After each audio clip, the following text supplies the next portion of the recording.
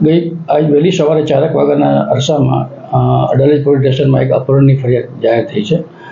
આ ફરિયાદ જાહેર થતાં ફરિયાદની હકીકત એવી છે કે કોટેશ્વર ગામ પાસે એક છોકરાનું અપહરણ થયું છે। એમાં જાહેર રોડ ઉપર આ ભાવિક નામનો છોકરો જે પોતાની બાઇક ઉપર જતો હતો એ દરમિયાન એક ઇનોવા ગાડીએ સામાન્ય ટક્કર મારેલી અને પછી એ છોકરાને એ ગાડીમાં બેસાડી અને લઈ ગયેલી હકીકત પોલીસને મળેલી અને ત્યારબાદ તેમનો સંપર્ક કરતા તેમના વાલી પણ આવેલા અને પછી તેની ફરિયાદ લેવામાં આવેલી છે।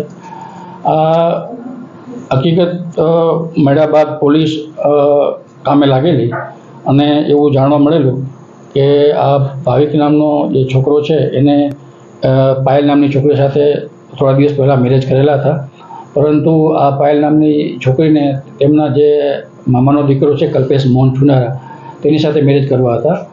એટલે આ બધા સાથે મળી અને એવું એક કાવતરું ઘડેલું કે આ ભાઈને દૂર કરીએ તો જ એના મેરેજ પોસિબલ હતા, જેથી કરીને એના મામાના છોકરા કલ્પેશે અને તેના કુટુંબી બે ભાઈઓ થાય છે, શૈલેષ કનુભાઈ ચુનારા અને સુનિલ રાજુભાઈ ચુનારા।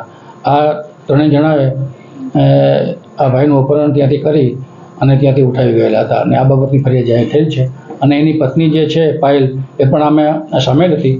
જ્યારે આ છોકરો ત્યાં આવવાનો હતો એનું લોકેશન અને જાણકારી એની પત્નીએ જ આપેલી હતી અને એ જાણકારીના આધારે આ તેના મામાનો દીકરો અને તેના કુટુંબી ભાઈઓએ તેને ત્યાંથી ઉઠાવી લીધેલો હતો।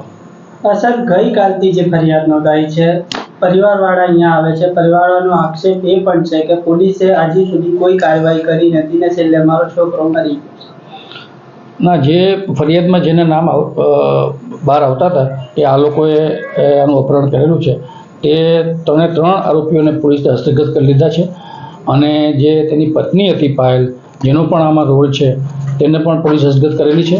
આ લોકોની પૂછપરછ દરમિયાન એવું પણ જાણવા મળેલું છે કે કરાઈ પાસે જે નર્મદા કેનાલ પસાર થઈ છે ત્યાં ઉઠાવીને ત્યાં લઈ ગયેલા અને ત્યાંથી આ લોકોએ કેનાલમાં એને ધક્કો મારી દીધો છે।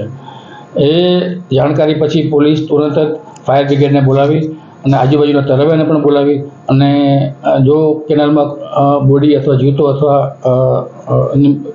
મરણ ગયેલ મળે તો તેની શોધખોળ ચાલુ છે, પરંતુ હજુ સુધી અમોને આ અપહરણ થયેલ વ્યક્તિ હાથમાં આવેલ નથી। હાલ આરોપી હસ્તગત થઈ ગયેલ છે અને આગળની કાયદેકીય કાર્યવાહી ચાલુ કરેલ છે।